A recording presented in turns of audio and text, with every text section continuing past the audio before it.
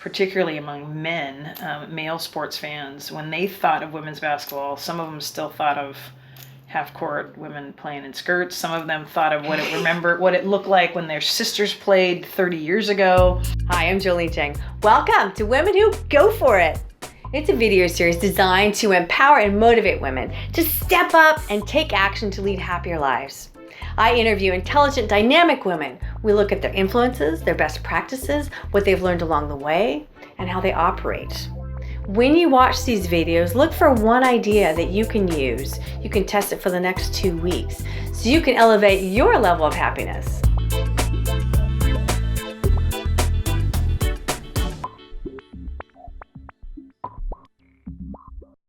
Karen, when you were hired to build the women's pro basketball team and just build that franchise, what was your vision? You know, it was the second pro women's team to come to Seattle. Many people think of the Storm as our first and only women's pro basketball team. In fact, there was a pro team before the Storm called the Seattle Reign. It was part of the American Basketball League. I was fortunate to be a part of that franchise as well. When was that? It was from 1997 to the fall of 99. And so that league folded, and the WNBA had launched in the summer of 1997, not in Seattle, but in 8 other cities across the league. So the first kind of thought when I was given the opportunity was a second chance at making pro women's basketball in Seattle. I'm hearing a movie theme in the background. Yeah, right. Second chance. Not only successful, but sustainable. You know, it was heartbreaking to lose the Seattle Reign after only 2.5 seasons. We folded mid-season. It was really devastating for the players and staff and all of us involved. And Seattle had really supported our team. We were one of the more successful teams in the ABL. So for me personally, it was a chance for kind of redemption and a chance to really build a franchise from the ground up with all the power and might and leverage of an NBA team, which obviously we didn't. The Seattle Reign didn't have the luxury of being affiliated right out of the gate with the Seattle Supersonics. And at the time, the Sonics were at the height of their success. They had come off the NBA Finals against Chicago. So the vision was big. And I think as we got going, we tried to shift our mindset from how do we survive? How do we stay alive? How do we make this work? To a mindset of how big can we be if we really do this right? How big can women's pro basketball in Seattle really be? So it was an interesting opportunity to look at sports and actually non-sports success stories around the country and try to challenge ourselves to not necessarily fit into a mold that had been, because women's pro basketball hadn't been successful over time. The ABL was the 13th attempt at women's pro basketball in the United States. The WNBA was the 14th. So how do we actually not repeat the mistakes of leagues in the past? And again, really leverage the power of the NBA to make sure that women's basketball would stick around and be hugely successful and be bigger than anybody could even imagine. And here we are 20 years into the WNBA, and I'm just thrilled that I got to be a part of it. More importantly, that Seattle got to be a part of it. Seattle's a great sports town, a great town for women. We celebrate our women here. We create opportunities for women here. We pride ourselves on diversity. We pride ourselves on being ahead of the game compared to other cities. And I think the way the city embraced the Storm is just another example of what a great city Seattle is and how well it steps up to support sometimes the underdog. So when you talked about companies that you look to build this in a different way, what were some of the companies that you saw? We looked at a few different attributes. Obviously, from a sports standpoint, we looked at brands that had launched and were new. I mean, this was obviously, again, 14th attempt at women's pro basketball. But for all intents and purposes, we treated it like a new business and a new team. So looked at different sports launches around the country, an expansion team. At that time, the MLS had a lot of expansion models. It was before the Sounders, but we were looking at MLS teams because that was the most recent kind of example of new teams in new markets. We looked at markets that were similar to Seattle, both in terms of size, geography, demographics, psychographics. We looked at companies that had built a brand on kind of community impact, community values, and kind of mission-driven organizations, and some were sports and some were not. And then we obviously looked at companies that were centered around female empowerment and different brands around that. We spent a lot of time thinking about some of the stuff Oprah had done around the power of women and how to celebrate and differentiate the power of women as a way to talk about your brand and talk about why consumers should support you. We knew we were going to attract women's basketball fans. We were hoping we would attract sports fans in general. And we also knew we would attract both men and women who believed in celebrating the power of women. and that we were going to become an example that needed broad support. We knew we couldn't build a sustainable broad business. Support after the book we just talked about. Yeah, exactly. Pun intended, right? We knew we couldn't build a sustainable business and be as big as we wanted to be if only core women's basketball fans came out to support us. So we knew we had to get those kind of core women's basketball supporters, but we also knew we needed to get a much broader base in order to build the business we wanted to build. So we looked at a lot of different diverse companies, like I said, inside and outside of sports, that we believed represented the values and kind of the brand positioning that we were going after. So those were kind of the role models.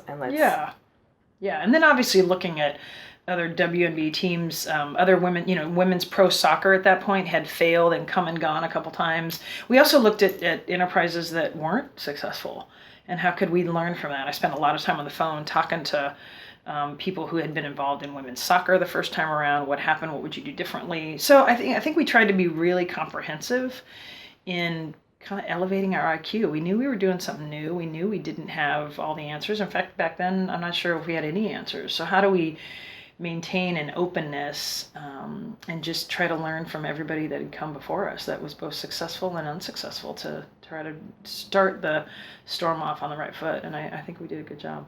I think so, since they're still around, I'd say. Yeah. So what were a couple of the obstacles, and what did you learn from them? I think from a business standpoint, one of the early obstacles was, we were playing basketball in the summer. So just from a product standpoint and getting kind of broad exposure, playing basketball in the summer in a city like Seattle, from a practical standpoint, marketing standpoint, ticket holder standpoint, building a fan base was a real business operational challenge. One of the challenges internally was, how do we find the balance between leveraging all that the Sonics were, and I mean from a brand, from a community perspective, resources, leverage that where it would help us, but also at the same time make sure the Storm could stand alone. And, we went through several iterations of what that looked like. So, when I think back on the early days, those were some of the more kind of immediate things that we wrestled with. And then I think lastly was, how do we change some of the misperception about the game of women's basketball? So many people we talked to, and we did tons of surveys, we did tons of research, particularly among men, male sports fans. When they thought of women's basketball, some of them still thought of half-court women playing in skirts. Some of them thought of what it looked like when their sisters played 30 years ago. They had not been exposed to how much the game had grown and changed. And so figuring out how to maintain the essence of what makes women's basketball so great. It's a team sport, unlike maybe many would say the NBA now. It's still 5-on-5. You play both ends of the floor. Teams are grinding it out. The women certainly are playing for the love of the game, even though they're professional athletes. They're not making millions of dollars. They're playing this because they have a passion and a love for the game. So how do we celebrate that and really market that, and at the same time appeal to a broader sports fan base that shows the athleticism and the physicality and the skill of the athletes? The WNBA is the 100 best women's basketball players in the world. How do we talk about that? How do we tell that story? How do we make sure that we can bring this game into the hearts and minds of people that have a completely different perception about women's basketball? So how are you able to what are a couple of ideas that you did in order to engage a different audience? I think the two probably the biggest things that ran through everything we did is, number one, you tell the stories of the athletes, get the athletes out there, actually get the women talking about their experiences. And doing a lot of PR. Yeah. So we were very fortunate that our second year, we got the number one pick in the draft, drafted Lauren Jackson, one of the greatest players to ever play the game. Anybody who knows women's basketball recognizes Lauren as one of the greatest to ever play the game of basketball. But she was Australian, so nobody knew her. She didn't have name equity. The year later, we followed up with another number one pick, and we take Sue Bird. Sue Bird comes to Seattle with name recognition coming out of the University of Connecticut. She had some national exposure as an athlete in college. At that time, collegiate women's basketball was televised more, UConn being the powerhouse that they were. People knew Gino Auriemma, they knew the UConn Huskies, and they certainly knew Sue Bird. So the chance to bring Sue in only the third year of our franchise and really use her in a community way with PR and on sports radio, and just her personality, her broad appeal was a significant gift to the organization. So the first thing was getting the athletes out there through all kinds of community appearances, sports media, non-sports media, schools, PR, really getting the community to get to know them. And I think we did a really good job of doing that. The second thing was to make sure we used the power of television. Like I said, a lot of people had misperceptions about the way the game was played. So use television as a unique way to actually illustrate and show the athleticism and skill of the game that you can't do in radio, you can't do in print, and really bring the game to life for people and create those aha moments for people that say, hey, let's go check out a game. Wow, I had no idea. So I think when I think about some of the more strategic things we did from a marketing communications perspective, I think those were pretty important and I think remain important. So in terms of getting your whole team to see your vision, when I saw you talk another time, you talked about visualizing. Yeah. So from a corporate perspective, I can get that practicing and visualizing. Yeah. But from a corporate perspective, how did you get the rest to have them believe and see your vision? Well, there were a couple things that we were real intentional about, and this was we probably had a group of 8 to 10 executives across the Sonics organization that worked really closely with me. So it was really a collaborative effort. We had an ad agency we worked with. But I think the first thing was because the staff there knew, like I said, they'd come off the NBA finals. So they sort of had a vision of what success looked like from an NBA perspective. They felt it, they saw it, they were part of it. They experienced how much the community rallied, how fun that was, how profitable it was from a business standpoint, what it did to rally the community and what it did for the morale of the organization. So obviously we tried to tap into that and talked a lot about what it took for the Sonics to get to that stage as a basketball team and as a business. So we had that real life example for a lot of our employees. At the same time, they didn't know how to quite connect that to the WNBA. Most of them had never been to a women's basketball game, and they surely had never been to a women's pro basketball game. So one of the things we did was I think I mentioned this in my one of my last speech that you were at, is that we created kind of a print photo collage for what success would look like for us. And it was images of, full buildings. So it wasn't at the time, it wasn't necessarily us. We hadn't gotten to the point that we had a full building, but we would take pictures of full arenas and just show and visualize what it would look like to actually have Key Arena filled with people. We used a lot of images of players, both male and female athletes, connecting with children. That was a way for us to get the staff to really visualize this is the kind of team that we want to create, a team that's built on community foundation and accessible players. And tried to just sort of show them what it could look like. And these weren't mock-ups, these weren't, these were real pictures.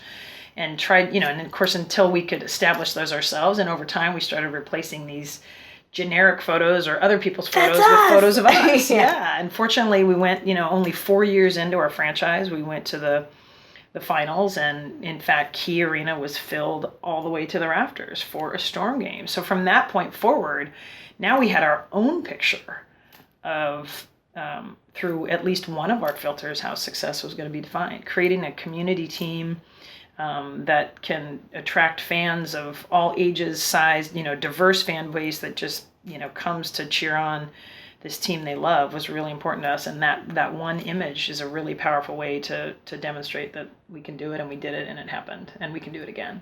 So it looks like it's a dream board or almost a Pinterest where you're putting things up there. Yeah, it's a great way to say it. Then did you also do more with that of this is what the fans will say, or was it basically in your meeting room that you saw it every day? Well, so the other thing that we had, we prided ourselves on the connection with our fans and making sure that we were constantly engaging with our fans, and this notion of that being a two-way conversation, that we want to offer information to our fans. We also want to ask a lot of questions and seek information from our fans. So we had a board in our office that part of it was feedback, and it was not always positive. I think a lot of companies are always posting sort of all the great things your customers tell you, but it was also, things we can improve. And then there was a section that was like testimonials, and that was less about kind of your fan experience, but more about what the Storm meant to you. So a grandmother taking her little, 5-year-old granddaughter to her first pro basketball game to watch the Storm, and at one point the little girl tugs at her grandma and says, "Do boys play basketball too?" And how this woman who, played basketball probably back when it was half court, and, she was probably in her mid to late 60s at the time. And so for her, that was a really powerful moment and a generational thing that she got to share with her granddaughter. But just what a powerful statement, or, stories of dads and moms telling us about their two little boys in the driveway pretending they were Sue Bird and Diana Taurasi instead of Michael Jordan and Scottie Pippen, and playing one-on-one and, hey, I'm Sue Bird. And, so just, tons of stories about what it meant. I think one of the ways that we find fulfillment in our work is to know that what you're doing is a greater purpose. Yeah, you're selling tickets, or you're selling sponsorships, or you're in PR. That's your day-to-day task, right? But what you really find meaning is knowing that you're doing something that's having an impact and making people smile and laugh. We used to always tell ourselves we're in the entertainment business, and part of our job is to leverage the power of sports to build community and to entertain people and make sure that they feel after that 2-hour experience like it was a great use of their time and money. And if we can do that, you can enrich a lot of people's lives and make a difference. And tried to find ways to tell those stories and talk about it. In your internal staff, what can you tell us some benefits of having women on the teams when you're planning? Yeah, well, I think, diversity is important in every way. Gender diversity, certainly, but I think diversity through every sort of way we can slice it is really important. I think to have differing and diverse points of view helps you make better decisions. At the end of the day, I think, the more data we have, the more information we have, the more informed we are and the better decisions we make. So I think anytime you can have diverse points of view from a diverse segment of people, it's going to serve your company well. For us, it was really important to find people who, and we know this to be true through so much of the research, and this has been a popular topic, is when it comes to talking about employee satisfaction and employee retention, we know that if they find meaning in their work and they're passionate about what they're doing, it's kind of what I was just talking about, we know they stay and we know they perform better. So for us, from a real practical standpoint, to have enough people on our staff, and predominantly they were young women that were really passionate about the game. We also had a lot of men who weren't necessarily passionate about women's basketball, but were passionate about advancements for women, or passionate about how we were building the business. We were a community team. We also had some guys who didn't start out as women's basketball fans, but grew to love the game for how it was played. Kind of that segment of basketball purists that love kind of the way that many would say the NBA used to play, 5-on-5 basketball. And so it was interesting over time how we would attract, and I think it was a little microcosm what happened internally with our staff of how we could use that to inform how we were going to build our fan base externally. Because I think what was happening internally in terms of the early adopters, the late adopters, was, I think, an example of what we were going to be up against and the opportunities we were going to have to build the brand externally. But I think early on having, and like I said, it was predominantly women who came in who were really just fired up about doing everything they could to advance the game of women's basketball, was really important. It helped fuel, I think, the credibility of the organization, and I think certainly helped us build a team that came to work every day just ready to get after it because they believed in what we were doing and had their own stories around it. I think that's the other thing. If you can connect culturally as an organization with people and their stories and how what they do every day and the outputs that you have as a business to something that really has meaning for them, you've got a gold mine in terms of the productivity and satisfaction of your employees, which we all know is the key to every business. So going back to those days, were there some tough times where, oh man, I don't know if this is going to happen? Many. I mean, obviously being a part of a startup organization, there's lots of surprises and unanticipated things you have to deal with. The biggest way, I can certainly think of a lot of smaller examples, but the bigger context for me is that we went through 4 ownership changes in 12 years. And so the change in leadership and ownership really every 3 years, it seemed like, was really challenging and took a toll on the franchise, took a toll on resources, took a toll on the morale of the staff. And for a long time, never really felt like we could get ahead. we would be with one ownership group and have a strategy and resources and a long-range plan, and then a new ownership group would come in. You'd reset, you'd start over, you'd educate them, you'd get their support, their buy-in, you'd build relationships, you'd get going, you'd start over. So that from a macro level was an extremely challenging, repetitive cycle and particularly for me, I think, as the head of the organization, and trying to weather that and keep everybody upbeat and positive. But that for sure took a toll on me over time, and I think probably accelerated my stress level and anxiety around things. And we weathered it, thank goodness. But the single toughest period of the time was the transition from the Howard Schultz-led ownership group to Clay Bennett and the efforts to keep the teams here, and losing that battle. The Sonics, a team that I grew up watching. I was at the parade in '79 when they won the national title.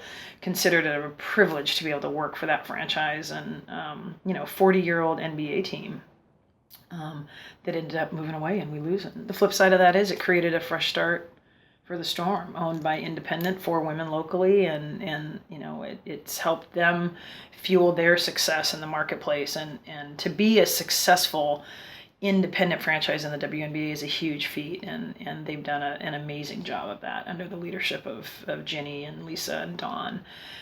So out of something really dark and sad and really tragic for sports fans and for our community came something really positive for the Storm. But that was a really, really trying time. What was the biggest decision that you've made? Well, I think, big decision. For sure, probably, I knew, shifting gears a little bit, talk a little bit more from a personal standpoint, I knew all along that I wanted to be a mom someday. I'm sure part of that is growing up with a really strong mother. And thankfully, she was also a role model of that you can have a really powerful, successful career and still be an amazing mother at home and run the household and raise 3 children. And she did it with such grace and strength that, she taught me that. But, given the circumstances of my career and my personal life, I suppose, it hadn't really presented itself yet. And then I found myself in a long-term relationship and kind of starting to settle into my career. But I was 40 years old and, still working really long hours, and the stress was still pretty high, and trying to figure out how much could I really balance? How much could I make sure that I'm a good partner and a good wife, and at the same time still have the energy I need to focus on my career? So there was definitely a lot of sort of internal conversations around, could I be the mom that I wanted to be? And we made the decision to have a child, and Lindsay was born in 2008. Which was an interesting time in my career, in that the Sonics had just left Seattle to Oklahoma City, and the Storm had just changed hands 2 months before she was born. And so it was a crazy time in my life. In a 3-month period, we bought a new house, had a baby, and I changed ownership groups again. So it was an exciting time, invigorating time, tons of adrenaline, but I also found myself going, okay, how are we gonna manage this? But big decision and best decision. I mean, being a mom and raising a little girl has just been the most enriching thing. And for me, probably maybe a little bit surprisingly, really added a whole nother dimension to the work I was doing. And Lindsay's she's a huge Storm fan, not a real big sports little girl like I was. By the time I was 8 years old, I'd probably, played every sport imaginable, never put a ball down, slept with my basketball, played till it was dark. Slept with her basketball. Did you hear that? Many times my dad used to come to the elementary school and tell me it was time to go home. We would shoot baskets by, headlights. She has other interests, which is great. But she just having a chance to see the impact that seeing women play basketball and seeing women in sports and the power and passion of sports, having her even around that, and added a whole nother dimension. And obviously the bigger issue of opportunities for women, and how do I have a little girl now. How can I continue to commit my work and my time and talent to continuing to advocate for investment in little girls and growth opportunities for girls and women as we go up the chain, so to speak. Not surprisingly, what I knew it would do was get my attention in terms of my time and energy at work. I mean, I still had and still have a lot of work to do in terms of creating, appropriate boundaries between personal life and work life. And I think it's hard in the sports business because it is entertainment and there's a blur between social and work, right? We spend a lot of time evenings and weekends at events. Our spouses are often included. So sometimes those lines even get blurred. But, I remember conversations with my partner. We'd sit down and talk about what are some of the things that I need to do to make sure. I mean, one of the little rules we had is that I wouldn't walk in the door on the phone. That if I was on the phone and I was driving up to the house, I'd actually finish the conversation and try to walk across that threshold of home and no longer be the CEO of the storm and now turn into partner and wife and mom and try to shift gears. It wasn't always the case when you had the job that I had. It really was 24/7, and if the business, the team needed me, I had to pay attention to it because time mattered, and it's obviously a very public enterprise. But tried to do things to make sure that I respected the family time and the environment. So it's a work in progress always, but she definitely kind of forced me, thankfully, to find better balance in my life and gave me really, really important perspective about, where we spend our time and energy is in the things that matter. And it was really great and healthy for me to have something that I wanted to pour myself into that wasn't work. Yeah, you got a hobby. Yeah, exactly. It's called motherhood. Yeah. So then how did, going back to work, how did having, being a mom impact your work with the storm? Yeah, like I said, I think that in those two ways, I think teaching me the balance, which so that said, I think kind of having better perspective at work and maybe removing myself just enough that I wasn't so in the trenches that it gave me probably a much bigger, or not bigger, but different vantage point on the business that I think was probably valuable. I had a coach one time that used to talk to me about, as a CEO, you want to maintain a balcony view of the organization, right? You don't necessarily want to be in the front row seat. You want to be in a balcony because you can see more from the balcony. I think stepping away a little bit and not being so consumed with all the operational details, I think was healthy for me and healthy for the organization. And Lindsay was a real catalyst in me doing that because I did try to learn how to spend my time differently and turn off when I needed to, and at the same time let things go. Delegate more was a real sort of practical thing that I had to learn how to do. Had not up to that point been very good at it, and so I think she offered all kinds of lessons for me as a woman, as a mom, and as a CEO. Sort of, like I said, some surprisingly, some not so surprisingly.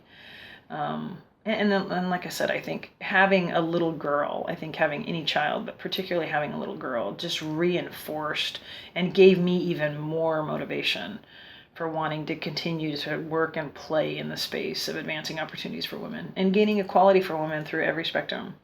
So, and she's only 8 years old, but we talk a lot about it already. We're talking about having a female presidential nominee and what that means. We talked a lot about it with her when she was little and Obama was elected to the White House. And so I think, having a chance to raise a daughter and to raise her through a lens that really empowers her to be who she wants to be and be accepted for who she wants to be, and encourage her and remind her that she can do anything that she sets her mind to. And then in my professional work, trying to make sure that I'm part of creating change so that the landscape that she inherits and gets to be a part of as she gets older is much more opportunistic for her. So in terms of when you decided, what was it that inspired you to move on from the storm?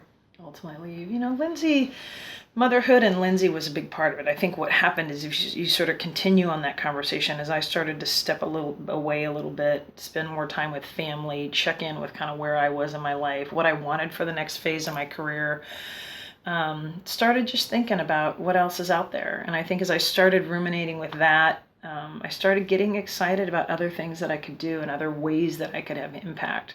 I think concurrently, the organization was at a place that it was now stable under the new ownership group, and there was an opportunity to take it to the next level. And in talking with the owners about kind of what was showing up for me personally, what we started talking about as partners is that, it might be a good time for change for the company too. And I'm really proud of kind of the way we had really candid discussions, sometimes emotional, but really frank discussions about they wanted to make sure that and were very graceful in supporting my process and what I was going through personally. And I think we worked together as a team to really think about what's also in the best interest of the Storm.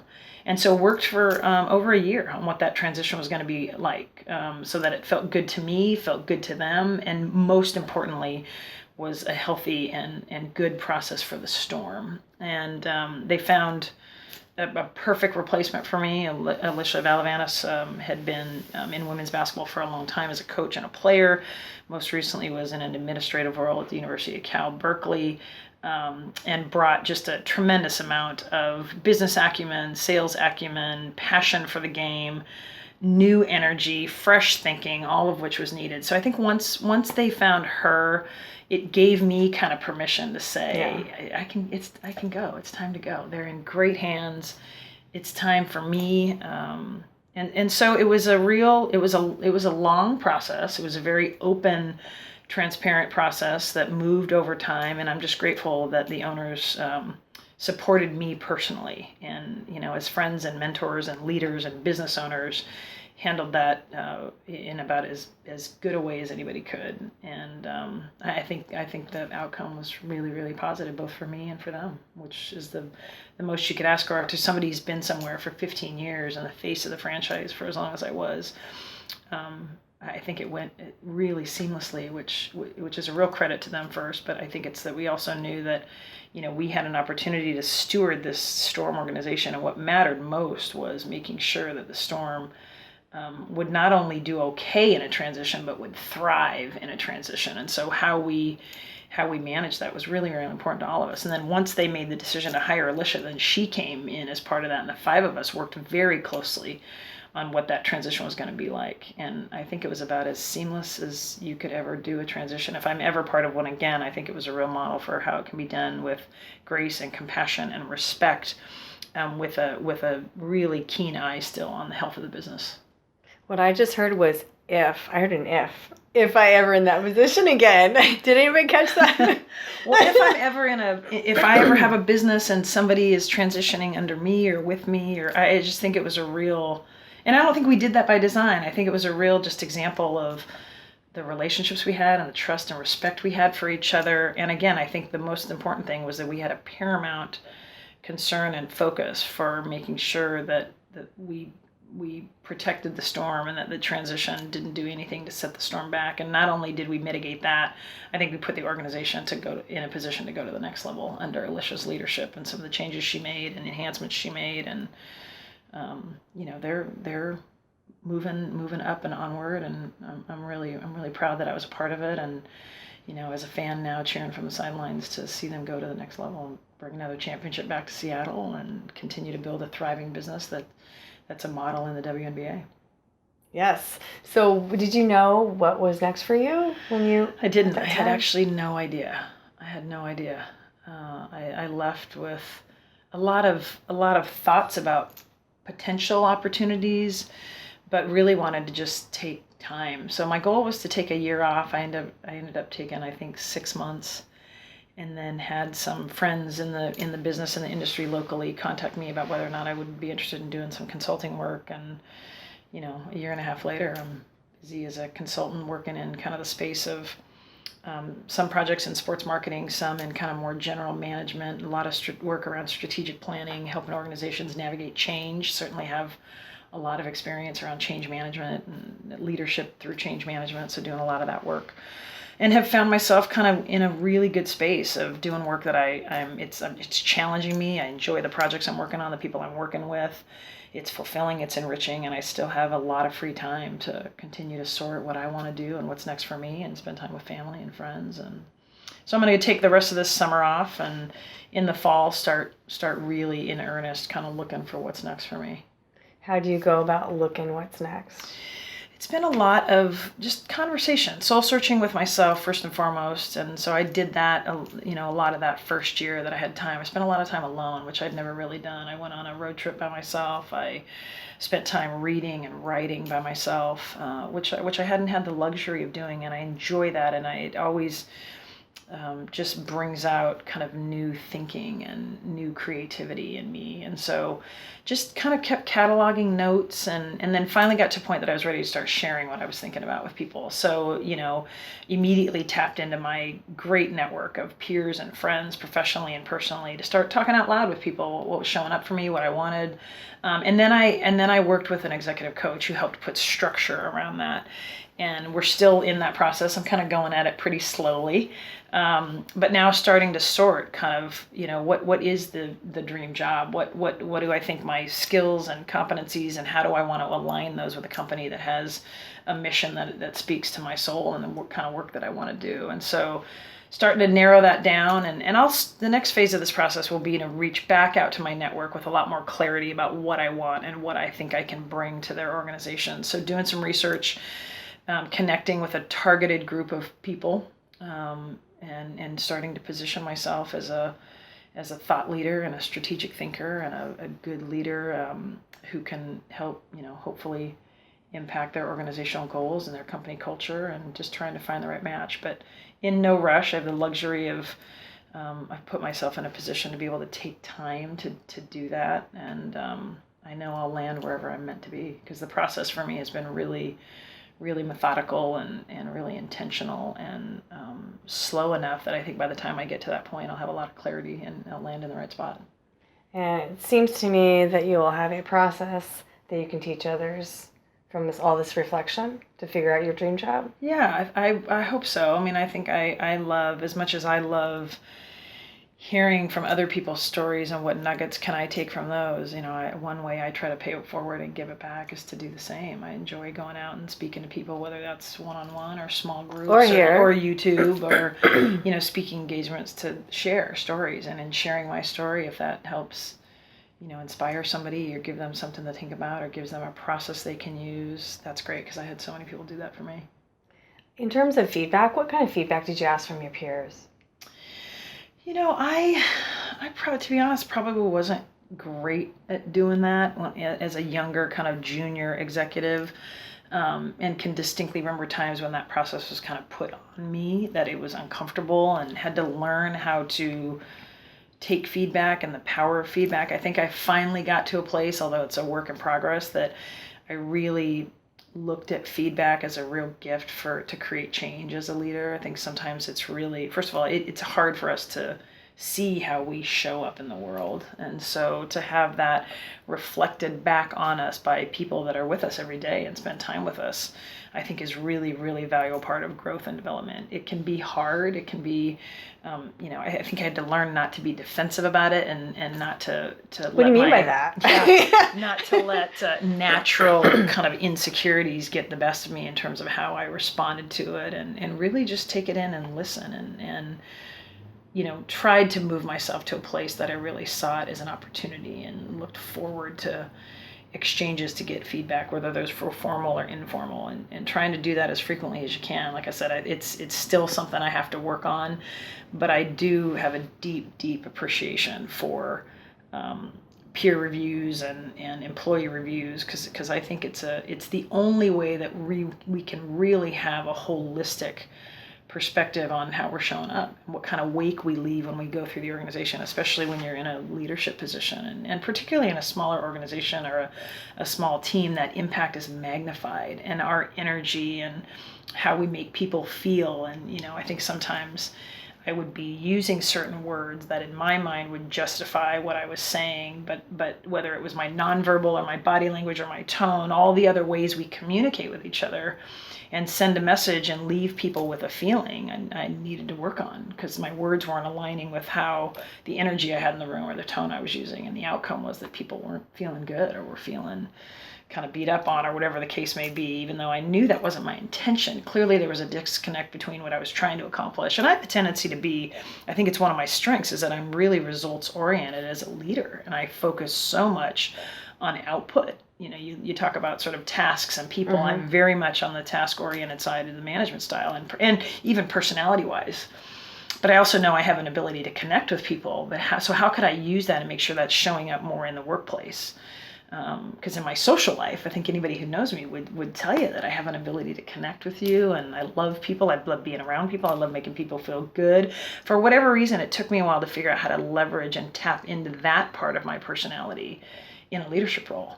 And for a long time, probably felt like those two things were mutually exclusive. And I think sometimes as a woman, it can be loaded too. Like we don't want to be, and I grew up in a male-dominated environment. Didn't want to be perceived as soft. And so, I think about sort of the early parts of my career and some of the muscles that I developed to not survive, but to be effective in what I was doing, and had to sort of retrain, and let some of those muscles atrophy and build new ones that could really leverage the unique combination of people and tasks that I could bring. And like I said, I'll work on that forever as a leader. But I think I wouldn't have been awakened to that if not for really direct and candid feedback, which at times was really hard to hear. So I do think that there'll be a book coming out soon. I hope so. Right?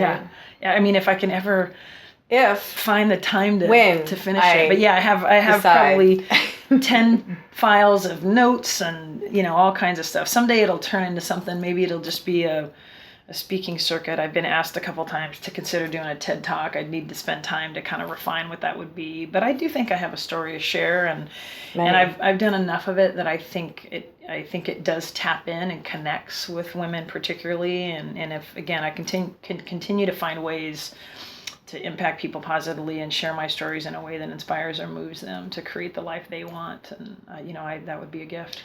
Well, I'll be helping Karen do that via video. Let's see, another question. Oh, why do you care about women? Why is the advancement of women so important to you? I know you have Lindsay, but you were so passionate. Have you always been passionate about it? I don't know. I'm sure sports somewhere along. I've never really actually thought about that. Great question.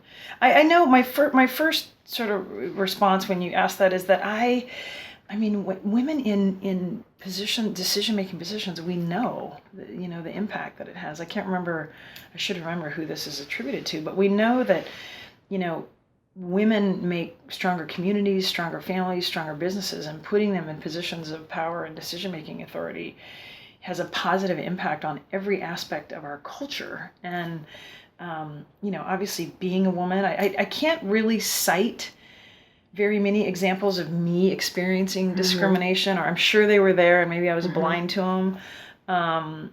But really, for the most part, feel really blessed that I was given a ton of opportunity and stepped into those spaces and was proud that I was a woman. Oftentimes I used to refer to the trifecta, that I was early in my career, I was often the youngest one in the room. I was most often the only gay person in the room. And many times I was the only woman in the room. And, was I aware of it? Yes, but really not probably until later. And I think back on that and how did I know to handle that, or what did I think about it? I've spent some time kind of reflecting on that, but I feel really fortunate that I think I had just a healthy dose of acknowledgement, that I was mindful of how I engaged and showed up in a way that would position me with credibility and respect. But never really felt defensive about it, or that I had to be consumed by it in a way that it compromised who I was as a person or who I wanted to be as a leader. But I know that I believe in the power of women, believe profoundly in the power of women. I am a woman. I have a daughter. And I know that it, to the degree that I said earlier, I'm a results-oriented, output-oriented person. We all know that if we continue to advance women and give women a voice, and a stronger voice and more of a voice and a comprehensive voice, we know that whatever it is we're talking about, a family, a neighborhood, a household, a business, a board, a team, we know that ecosystem and that culture is going to be better off for having given that woman her voice. I believe really strongly in that, and have tried to, both in my personal life and professional life, do anything I can to advocate for that, model that, be an ambassador for that, and try to be part of creating change. In terms of confidence, because what I see is women could use more confidence. There's a lot of women who could use a little bit more oomph and confidence. So what can you advise some of our viewers to be able to generate that internal confidence? I was born with it. Thanks, Karen. Appreciate that. My parents, Really anybody helpful. that knows me would know that I came out slightly cocky probably, and I had to learn how to kind of round out my cockiness as a young girl into confidence. Hopefully now it's a more quiet confidence as I mature and get some perspective on life. But, so I don't know. That's probably a tough one for me to answer because I've been confident as long as I can remember. Have I had moments of insecurity? No question. So let me answer it that way. When I am not feeling confident or unsure, insecure about something, I think I talked about this the last time you were at one of my speaking engagements. For me, I've always gone back to preparedness. I think that when we prepare, and prepare, that's a big word in terms of all the things that go into being prepared and preparedness, and that's a whole nother topic we could talk about someday. But there's no question that preparedness helps us kind of foster that confidence. Not only do we gain confidence in being intentional about how we're going to prepare for putting ourselves in a situation or in a meeting or a presentation or a decision, we also exude more confidence when we come to a situation prepared, and others feel that. Conversely, if we're ill prepared and are feeling already insecure going in, others will see that too. And then that becomes compounding because now I'm already feeling unsure of myself. I know I'm not prepared. I'm feeling insecure. And now I'm actually picking up that they know I'm insecure and I'm coming from a place of weakness. And now we're going to find ourselves in an even tough spot, and it's going to be self-fulfilling. So I think for me, when I think about periods where I was unsure of something, it was about taking a step back, kind of auditing the situation. What am I going into? What do I know? And how do I put myself in the best position possible to present the information, to make a decision, whatever the case may be. And it's all about being prepared. Role models. Oh, so many, right? I mean, I think the first ones, obviously, it's cliche, but my parents, and they've been role models for me, not only as professional people, but as parents and as married partners. They've been married 49 years and 50 years next year. And so they've modeled so much for all three of us. I have two younger siblings, and I think all three of us would cite our mom and dad as our first role models and our most constant role models. They were role models from as long as we can remember, and will remain role models as long as we're blessed to have them. And also for me, to stay in the familial lane, my grandparents, particularly my maternal grandparents. My grandfather was an immigrant who came to the United States from a tiny, tiny little coastal village in the Philippines. He was a stowaway on a ship that was coming to the United States. He was 9 years old. And landed in San Francisco, spoke no English, and was taken in by the Filipino community in San Francisco, and ended up building a great life for himself and his 17 children. And so my grandmother, more than anybody in my life, role modeled hard work and the value of family. So early on, I had so many role models in the home and in my family unit. But then, obviously, throughout, my young adulthood, it was my coaches and my teachers. I was a great athlete, and I was also a good student who cared about learning and had a passion for learning and knowledge, and still do. So teachers and coaches, like many athletes would say, were early role models. And then as I went through my career, the people I worked for, my peers. I pride myself on trying to keep a really active network of people that I look up to, and I hope people that look up to me. So mentors and mentees, and some people fill both of those roles for me. And it's really important. It's helped get me through the tougher times in my life, and it's also helped me have massive emotional celebrations and triumphs around the greatest moments in my life. So, connecting with people and having that human connection and doing what we can to connect with each other and listen and impact each other and support each other is really the most powerful thing you can do. And so how we spend time and engage in that, and who we choose to have around us. I've also tried to be really intentional about having kind of a diverse network of people, diverse in age, diverse in gender, diverse in management style. We oftentimes can learn more from the people that are different than us than the people who are the same. Exactly. You're trying to plug my other show Am different I? than All me. right. Yeah, that's Perfect. what you're doing. There you go. Karen Bryant, thank you. Oh, my pleasure. Tons of information. She'll have a series for sure, and a book and lots of learning tools. Thank you so much. My pleasure.